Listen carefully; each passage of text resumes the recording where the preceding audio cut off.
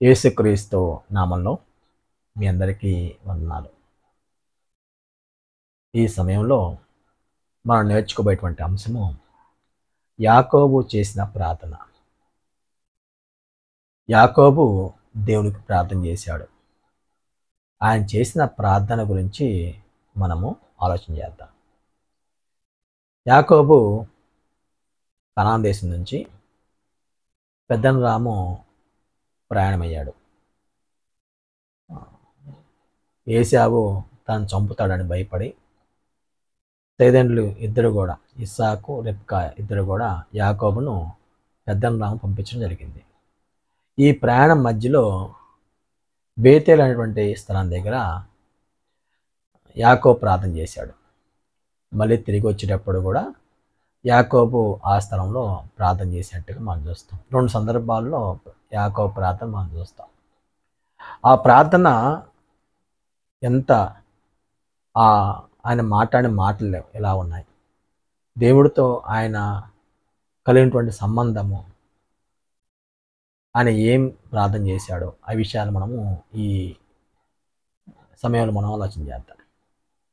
అంటే ఇక్కడ మనం నేర్చుకునేటువంటి విషయం ఏంటంటే, దేవునికి ప్రార్థన చేసేటప్పుడు మన ప్రార్థన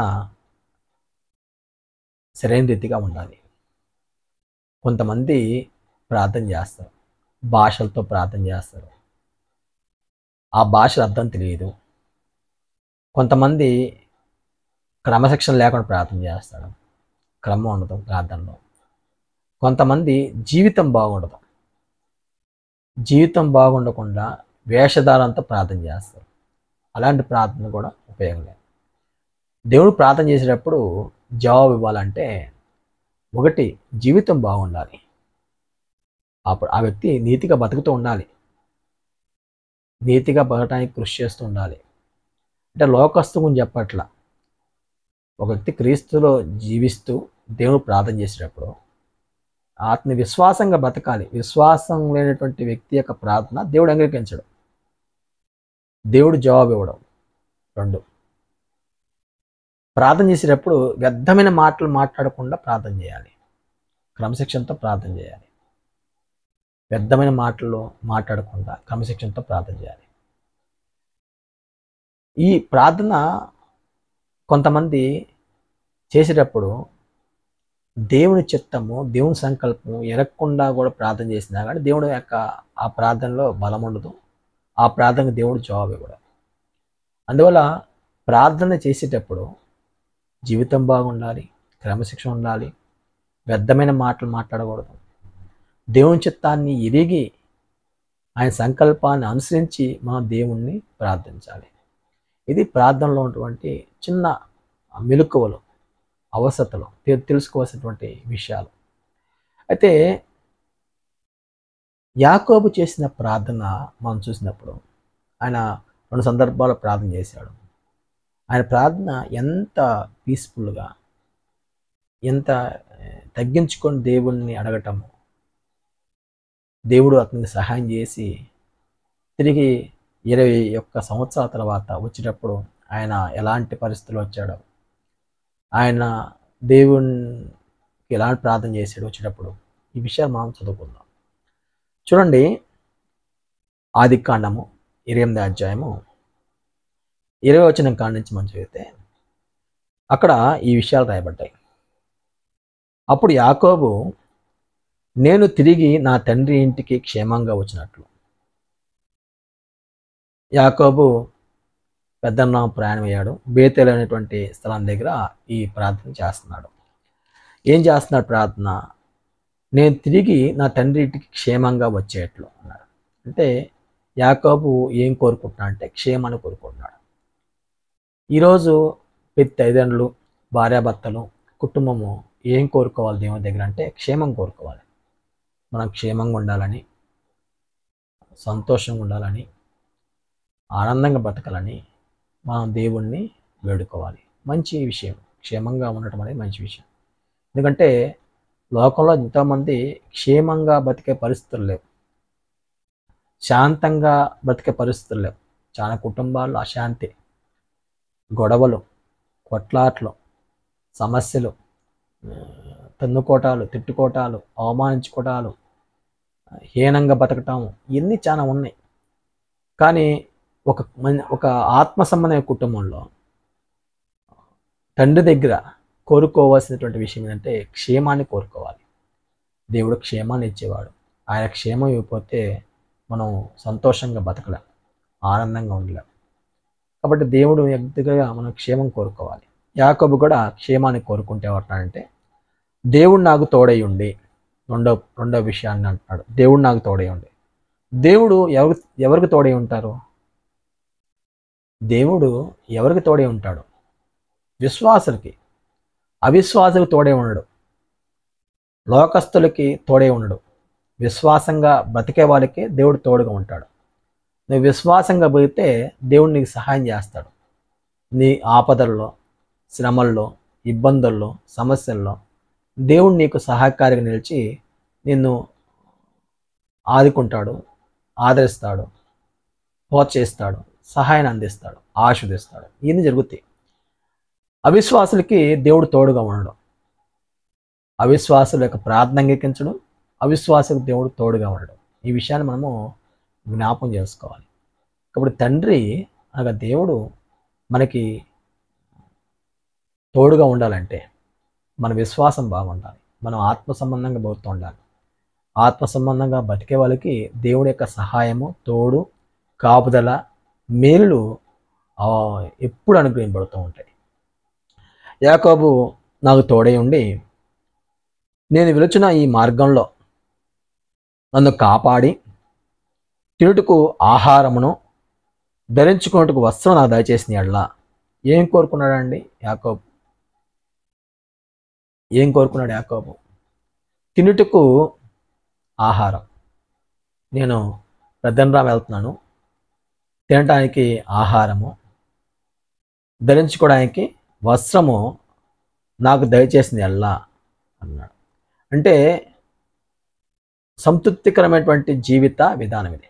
అంటే ఒక మనిషి దేవుని వద్ద ఏం కోరుకోవాలి అంటే భౌతికంగా తినుటకు ఆహారము, ధరించుకున్నట్టుకు వస్త్రం. మనం ఏం కోరుకుంటాం? మనము ఎన్నో అవసరం లేనటువంటి అన్నీ కోరుకుంటూ ఉంటాం. ఆత్మ సంబంధంగా జీవించే వ్యక్తికి, విశ్వాసంగా బతికే వ్యక్తికి దేవుడు దగ్గర ఏం కోరుకోవాలో ఒక మంచి అవగాహన ఉండాలి.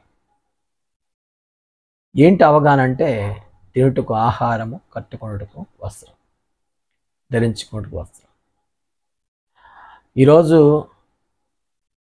ఆత్మ సంబంధంగా బతికేటువంటి వ్యక్తికి బైబిల్ జ్ఞానము ఇచ్చేటువంటి సమాధానం ఏంటంటే తిమోతికి పౌలు రాస్తూ ఆ విషయాన్ని తెలియజేస్తూ ఉన్నాడు. తిమోతికి పౌలు రాసిన పత్రిక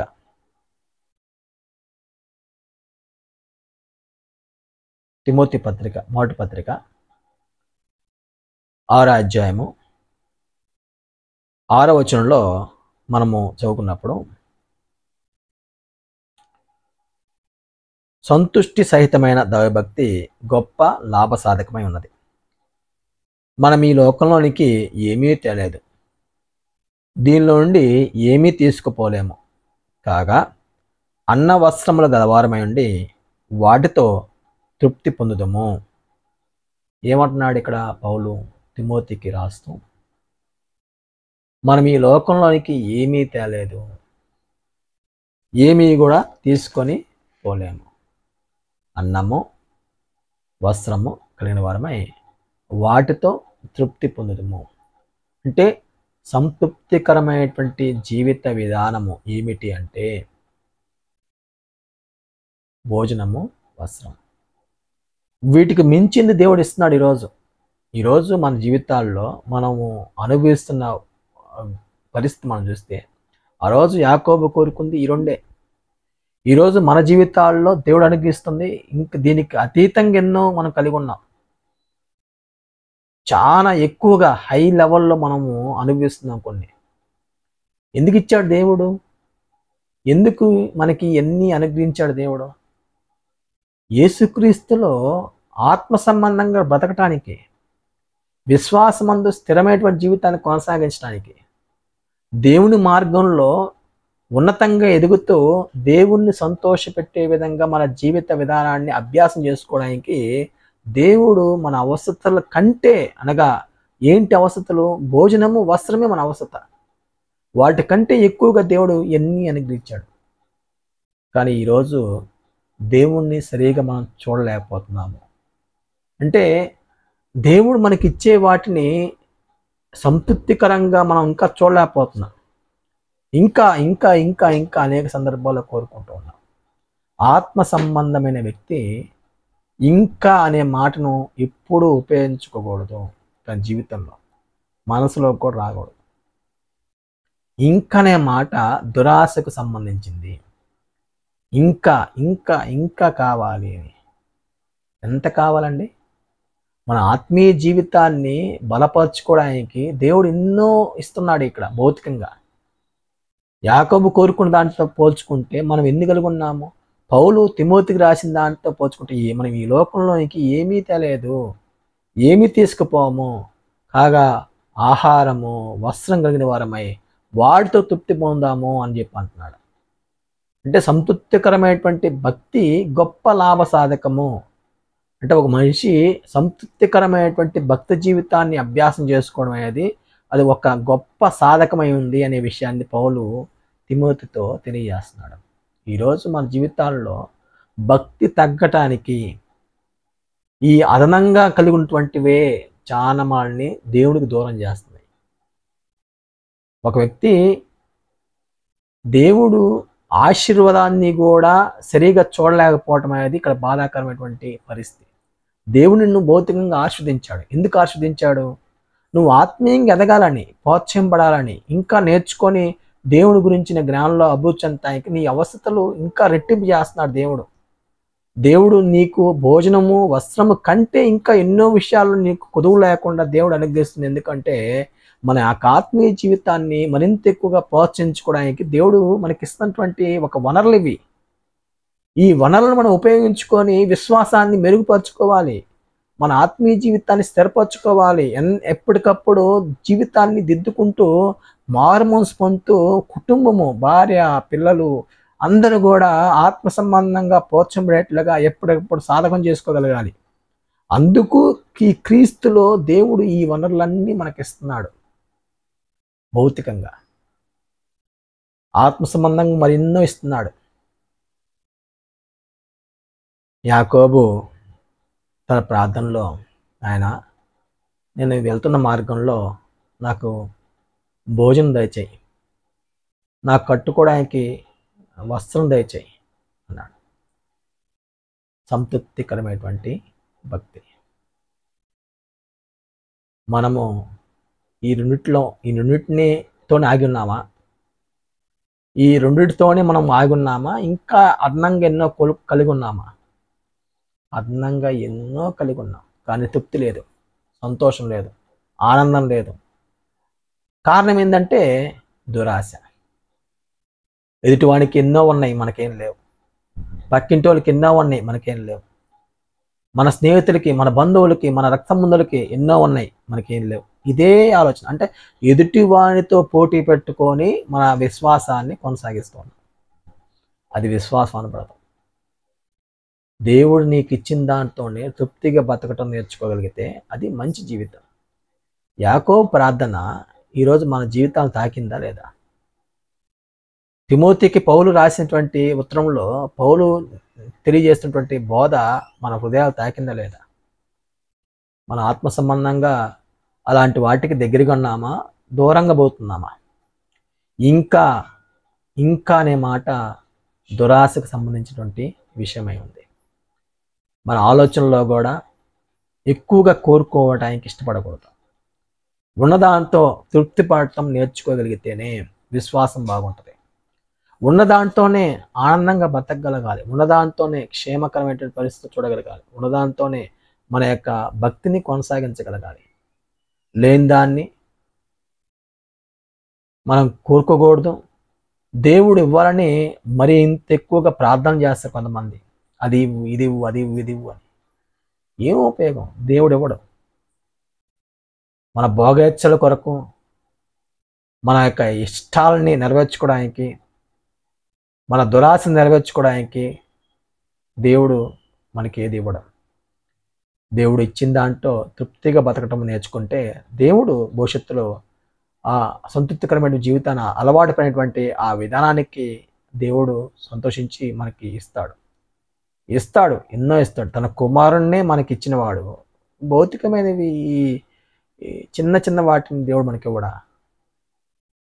ఇది మనం సరిగా ఆలోచించలేకపోతున్నాం. అది మన బలహీనత.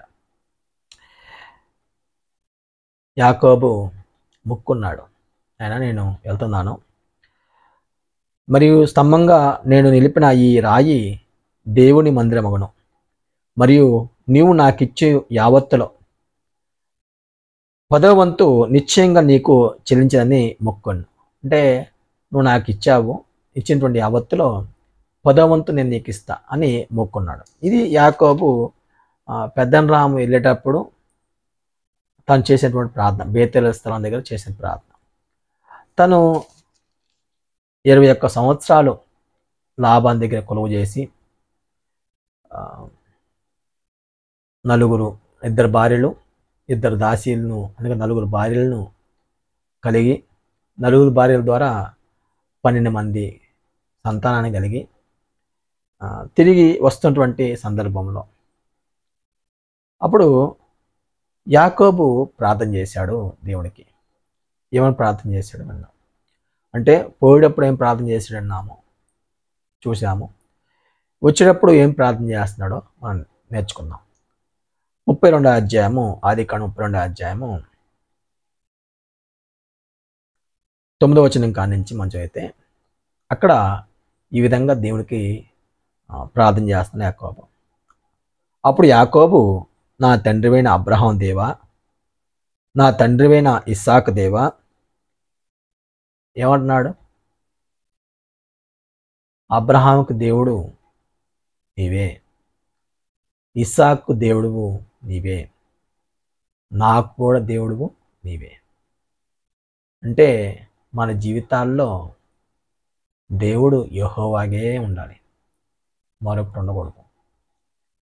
ధనం కానీ, లోకం కానీ, లేకపోతే కుటుంబంలో ఎవరైనా సరే దేవుని స్థానాన్ని ఆక్రమించేట్లుగా, దేవుని కంటే హెచ్చించేట్లుగా మన ప్రవర్తన ఉండకూడదు. యాకోబు అలాగే బ్రతికాడు, అలాగే జీవించాడు. అందుకే నా అబ్రహాం దేవుడు నువ్వే, నా తండ్రి అయినటువంటి ఇస్సాకు దేవుడు నువ్వే, నాకు దేవుడు కూడా నువ్వే. మనకి దేవుడు ఎవరు? డబ్బా, లోకమా, లేకపోతే లోకంలో ఉన్నటువంటి కోరికల? ఏమి మన యొక్క దేవుడు? మన దేవుడు యెహోవాయే. లోక సంబంధం ఏవి కూడా మనకి దేవుని స్థానాన్ని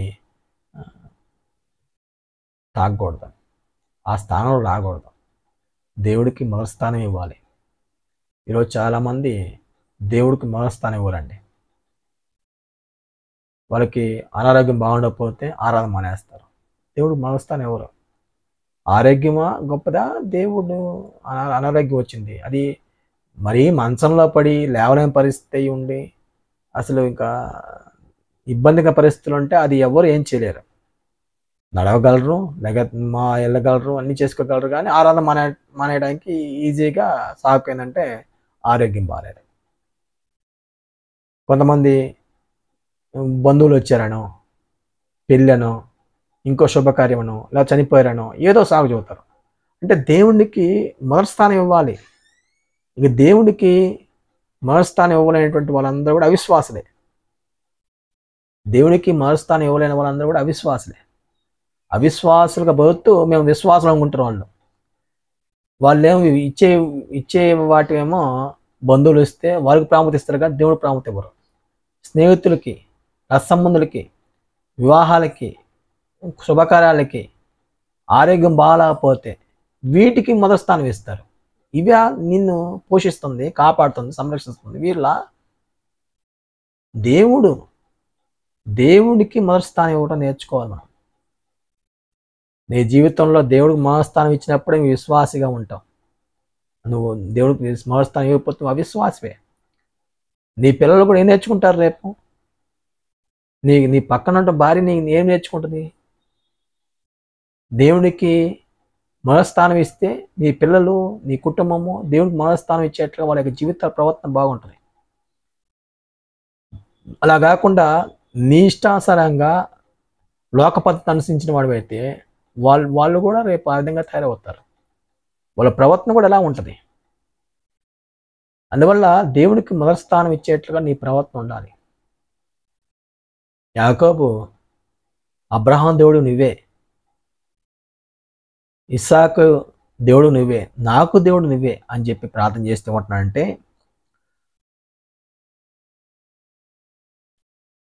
32 అధ్యాయం 9 వచనంలో, నా తండ్రిని అబ్రహాం దేవా, నా తండ్రిని ఇస్సాకు దేవా, నీ దేశమునకు నీ బంధువుల వద్దకు తిరిగి వెళ్ళము, నీకు మేలు చేసేది నాతో చెప్పిన యెహోవా దేవుడు చెప్పాడు, 21 సంవత్సరాలు ఇక్కడ కొలువు చేశావు, నువ్వు నీ దేశానికి వెళ్ళు, అక్కడ నీకు నీ మేలు చేస్తా, నిన్ను ఆశీర్వదిస్తా అని చెప్పాడు. అప్పుడు ఆ విషయాన్ని మాట్లాడుతున్నాడు. దేవుడు చెప్పినటువంటి విషయాన్ని తెలియపరిచాడు. నీవు నీ సేవకునికి చేసిన సమస్తమైన ఉపకారములకు, సమస్త సత్యమునకు అపాత్రుడును. ఏమంటున్నాడండి? నీ సేవకునికి చేసిన సమస్త ఉపకారములకు, సమస్త సత్యమునకు అపాత్రుడును. నా పాత్రుణ్ణి అంటే దేవుడు యాకోబుకి ఉపకారం చేశాడు. వచ్చేటప్పుడు ఒంటరిగా వచ్చాడు, పోయేటప్పుడు ఎంతో ఆస్తితో వెళ్తున్నాడు, ఎంతో గొప్ప ఆస్తి సమకూర్చుకొని వెళ్తున్నాడు. నువ్వు చేసిన ఉపకారం, ఎన్నో ఉపకారం చేశాడంటే, లాబాను ఎన్నో విధాలుగా యాకోబుని ఇబ్బంది పాలు చేసిన, 10 సార్లు జీతం మార్చిన, ఎండకి, వానకి, చలికి ఎన్నో ఇబ్బందులు పడ్డా, దేవుడి కాపుదల, దేవుని దీవెన, దేవుని యొక్క సహాయం అతనికి ఉండటం వల్ల దేవుడు అతన్ని గొప్ప చేస్తూ వచ్చాడు. అంటే ఇవన్నీ యాకోబు మనసులో ఉన్నాయి. నువ్వు చేసిన ఉపకారం అన్నిటికీ నేను అపాత్రుడును. ఈరోజు మన జీవితంలో దేవుడు ఎన్నో ఉపకారాలు చేశాడు, ఎన్నో మేలు చేశాడు. ఆ మేలు విషయంలో మనం ఎలా ఉన్నాం? మన జీవితంలో మనము ఎన్నోసార్లు మన పూర్వస్థితి మర్చిపోతాం.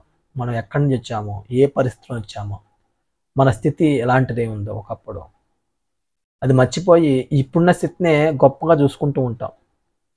ఎవరికి కూడా, మన పిల్లలకు కూడా చెప్పం మన పూర్వస్థితి, మనం ఎంత తక్కువగా బతికామో, ఎంత లో పరిస్థితిలో ఉన్నామో ఒకప్పుడు అనే స్థితి గురించి పిల్లలకు చెప్పం. వాళ్ళు ఎగతాళి చేస్తారేమో, హీనంగా చూస్తారేమో, తక్కువ చేస్తారేమో అని చాలామంది తల్లిదండ్రులు పిల్లలకి తమ యొక్క తక్కువ స్థాయి జీవితాల గురించి వాళ్ళకి తెలియజేయరు. అందుకే వాళ్ళు బాధ్యత లేకుండా పిల్లలు పెరుగుతున్నారు. పిల్లలకి వాళ్ళ స్థితి తెలియాలి. వాళ్ళు ఎక్కడి నుంచి వచ్చారో, వాళ్ళు ఏ స్థితిలో ఉన్నారు ఒకప్పుడు, వాళ్ళు ఆ స్థితి నుంచి ఈ స్థితిలోనికి రావడానికి దేవుడు ఎన్ని మేలు చేస్తూ వచ్చాడో, ఎన్నో ఉపకారాల ద్వారా ఆయన మనల్ని ఈ స్థాయికి తీసుకొచ్చాడో వాళ్ళకి తెలియజేయాలి పిల్లలకి. అది తెలియనంత కాలము వాళ్ళు దేవుణ్ణి సరిగా చూడలేరు. దేవుణ్ణి సరిగా అర్థం చేసుకునే మనసు ఎప్పుడు ఏర్పడదంటే వాళ్ళ స్థితి వాళ్ళకి అర్థం అవ్వాలి. మీరు ఈ స్థితిలో ఉన్నారు ఒకప్పుడు, మన ఈ స్థితి నుంచి దేవుడికి ఇక్కడ తీసుకొచ్చాడు అని వాళ్ళు అర్థం చేసుకునేట్లుగా వాళ్ళకి అనేక విషయాలు చెప్పాలి. వాళ్ళ యొక్క పాత జ్ఞాపకాలు చెప్పాలి, పూర్వస్థితి చెప్పాలి. చాలామంది తల్లిదండ్రులు వాళ్ళ లో పరిస్థితిని, అంటే తక్కువ స్థాయిగినటువంటి జీవిత పరిస్థితిని పిల్లల దగ్గర ఒప్పుకోవడానికి కానీ, మాట్లాడటానికి కానీ, అలాగా చెప్పడానికి కానీ ఇష్టపడరు. అందుకే చాలామంది పిల్లలు బాధ్యత ఉండదు, గౌరవం ఉండదు. వాళ్ళు పుట్టిన కాంచి ధనవంతులు అనుకుని భ్రమలో పోతుంటారు. మాకు అన్నీ ఉన్నాయి, అంతా ఉందనేటువంటి ఒక అహంభావంతో వాళ్ళ యొక్క జీవితాలు కొనసాగుతూ ఉంటాయి. అందుకే యాకోబు చూడమంటున్నాడంటే, నువ్వు నాకు చేసినటువంటి సమస్త ఉపకారాలకి, సమస్త సత్యానికి నేను అపాత్రుణ్ణి, నేను పాత్రుణ్ణి కాదు. ఎన్నిసార్లు అనుకుంటామండి దేవుడు మనకున్న స్థితి ఒకప్పుడు ఇలా ఉంది, ఇప్పుడు ఇలా ఉంది. ఇవన్నీ దేవుడు మనకు చేసిన మేలులను బట్టి, ఉపకారాలను బట్టి, నీ పాత్రుని కాదు దేవుడు నాకు ఇవన్నీ ఇచ్చాడని ఎన్నిసార్లు అనుకుంటున్నాం. మన కష్టము, మన శ్రమ, మన డబ్బు మనం సంపాదించుకున్నాము, ఇంత కట్టుకున్నాను, ఇంత చేసుకున్నానని వెలవేగుతూ ఉంటాం మనం. అందుకే మనం దేవుని సరిగ్గా చూడలేకపోతున్నాం. యాకోబు అంత సంపాదించాడు, చాలా ఆస్తిని కూడబెట్టాడు, దేవుడు ఇచ్చాడు అతనికి. అయితే ఈ ఆస్తిని సంపాదించుకున్నాను, ఇది నాది, నేను బాగా కష్టపడ్డాను, రాత్రింబగళ్ళు ఎండకి వానకి కష్టపడి లాభాను దగ్గర నేను సంపాదించుకున్నాను అంటలా. నువ్వు చేసిన ఉపకారములకు, సమస్త ఉపకారం, నేను అపాత్రుడును, అసలు పాత్రున్నే కాదు. అదండి విశ్వాసానికి అవిశ్వాసలోకి విశ్వాసం తేడా. అవిశ్వాసులు దేవుణ్ణి చూడరు, విశ్వాసులు ప్రతి విషయంలో దేవుడినే చూస్తారు. ప్రతి విషయాన్ని దేవుడిని చూస్తూ వారి యొక్క జీవితాన్ని గడుపుతూ ఉంటారు. ఇక్కడ ఆ విషయాన్ని మనం జ్ఞాపం చేసుకోవచ్చు. నీవు నీ సేవకునికి చేసిన సమస్తమైన ఉపకారములకు, సమస్తమైన సత్యములకు అపాత్రుడును. ఎట్లనగా నా చేతి కర్రతో మాత్రమే ఈ యోర్దాను దాటుతుంది, ఇప్పుడు నేను 2 గుంపులెత్తిని. వచ్చేటప్పుడు ఒక చేతి కర్రతో వచ్చాడు. పెద్దనరాము బయలుదేరే ముందు ఆ బేతేలు స్థలం దగ్గర చేతి కర్రతో ఆ యోర్దాను దాటారు. ఇప్పుడు ఆ యోర్దాను యువతలకు వస్తున్నాడు. ఏమంటున్నాడు, ఇప్పుడు నేను 2 గుంపులు అయ్యాను అంటే ఇంత ఆస్తికి, ఇంత భార్యలు పిల్లలు, ఇంత సంతానానికి నేను అపాత్రుడును, నన్ను మేలు చేసావు, నాకు సహాయం చేసావు అంటే. వెళ్ళేటప్పుడు ఎలా వెళ్ళాడో చేతి కర్రతో వెళ్ళాడు, వచ్చేటప్పుడు 2 గుంపులు అయ్యాడు. ఇక్కడ మనం అర్థం చేసుకో విషయం ఏంటంటే, యాకోబు 21 సంవత్సరాలకు ముందు నేను ఏ స్థితిలో ఇక్కడికి వచ్చానో జ్ఞాపం చేసుకున్నాడు. ఇప్పుడు 21 సంవత్సరాల తర్వాత ఏ స్థితిలో మళ్ళీ ఆ యోర్దాను దాడుతున్నాడో జ్ఞాపం చేసుకుంటున్నాడు. అంటే మనం నేర్చుకోవాల్సిన నీతి ఏంటి ఇక్కడ అంటే, మన పూర్వస్థితి మనము ఎప్పుడు కూడా మర్చిపోకూడదు. మనం ఎక్కడున్నామో ఒకప్పుడు, కొంతమంది తిండి లేక, బట్టలు లేక, ఎంతో దయనీయమైనటువంటి పరిస్థితుల మధ్య జీవించుండొచ్చు. కానీ ఇప్పుడు దేవుడు వాళ్ళని మేలు చేశాడు, ఉపకారం చేశాడు, వాళ్ళు ఒక స్థాయికి వెళ్ళి ఉండొచ్చు. కానీ ఆ స్థాయిని బట్టి ఆ పాత స్థితిని మర్చిపోకూడదు. 21 సంవత్సరాల తర్వాత యాకోబు ఆ పాత స్థితిని నెవరేసుకుంటూ ఉన్నాడు. ఇది పాత్రుడు నేను, ఒక చేతి కర్రతో వచ్చాడికి, నన్ను ఇంత గొప్పవాడుగా 2 గుంపులు చేశావు, నీ కృతజ్ఞతలు, నేను అపాత్రుని ఈ విషయాల్లో అని చెప్పాను. విశ్వాసులుగా మనం బతికే విషయంలో యాకోబు దగ్గర నుంచి మనం నేర్చుకోవాల్సిన చాలా ఉంది. యాకోబు వచ్చేటప్పుడు నా తినటానికి ఆహారము, కట్టుకోవడం బట్ట అయ్యా అని అడిగాడు. వచ్చేటప్పుడు తిండికి, కట్టుకోవడం బట్టకి మాత్రమే కాదు, విస్తారమైన ఆస్తి, దాసులు, దాసురాళ్ళు, సంతానము, భార్యలు, ఎంతో గుంపు జనంతో బయటకు వస్తున్నాడు. ఇది కదా దేవుడు మన జీవితాల్లో ఏం ఆశిస్తున్నాడో, ఏం ఆలోచిస్తున్నాడో, ఎంతగా మేలు చేస్తున్నాడో మనం ఆలోచించుకోవాల్సిన విషయం. చేతికరతో దాటిన వ్యక్తి ఇంత స్థాయికి వెళ్ళాడు. ఈరోజు మన జీవితాల్లో కూడా మనం ఆలోచించుకోవాల్సిన విషయం ఏంటంటే, మనం ఏ స్థాయిలో ఉన్నామో ఆ పాతవి మనం నెవరేసుకోవాలి, దేవుడు మేలుని మనం జ్ఞాపకం చేసుకుంటూ దేవుడు కృతజ్ఞత చెల్లించేవారుగా ఉండాలి. అందుకే ఏమంటున్నా అంటే ఆ, నా సహోదరుడైన యాశావు చేతిలో నన్ను దయచేసి నన్ను తప్పించము. అతడు వచ్చి పిల్లలతో తల్లిని నన్ను చంపినేమని అతనికి భయపడుతున్నాను. అంటే ఈ ప్రార్థన చేసేటప్పుడు చివరిగా మాట అడిగాడు. ఏమన్నా అంటే ఏశావు నన్ను చంపుతాడేమో నా భయం వేస్తుంది. కాబట్టి నా పిల్లల్ని బతకనిచ్చి నన్ను చంపుతాడేమో అని చెప్పేసి ఆ, నా పిల్లలతో కూడా తల్లిని నన్ను చంపునేమో అని చెప్పేసి యాకోబు భయపడుతున్నటువంటి విషయాన్ని తెలియజేశాడు. దేవుడు కనికరించాడు. ఏశావు అతన్ని ఏం చేయలేదు. సంతోషంగా హత్తుకొని వెళ్ళటం మనం చూస్తాం. అంటే ఈ విషయాన్ని మనం చూసినప్పుడు యాకోబు యోర్దాను దాటేటప్పుడు ఎలా ఉన్నాడు? ప్రార్థన ఎలా ఉంది? యాకోబు యోర్దాను నుంచి వచ్చేటప్పుడు కూడా ఎలా ఉంది ప్రార్థన? అంటే విశ్వాససహితమైనటువంటి ప్రార్థన చేశాడు. క్రమశిక్షణతో ప్రార్థన చేశాడు. నీతిగా బతుకుతూ ప్రార్థన చేశాడు. దేవుడు తన విశ్వాసానికి, తన యథార్థతకి, దేవుని దీవెన, దేవుని కాపుదల, దేవుడు తను చేసిన ప్రార్థన విని అతని భౌతికమైనటువంటి వాటన్నిటిలో కూడా మేలు చేసి సహాయం చేశాడు. అందువల్ల మన ప్రార్థన క్రమశిక్షణగా ఉండాలి, యథార్థంగా ఉండాలి, మన ప్రవర్తన కూడా బాగుండాలి. వ్యర్థమైన వాటిని మాట్లాడకుండా క్రమంగా మనం ప్రార్థించగలిగితే దేవుడు మనకి సహాయం చేస్తాడు, జవాబిస్తాడు. అలా కాకుండా భాషలతోనూ ఏదో వ్యర్థమైన మాటలు మాట్లాడుతూ అనవసరమైనటువంటి విషయాలు తెలియజేస్తూ మన జీవితాన్ని మనం పాడు చేసుకోవద్దు. ఆత్మ సంబంధం మనం బలహీనపడద్దు. మీ అందరికీ వందనాలు.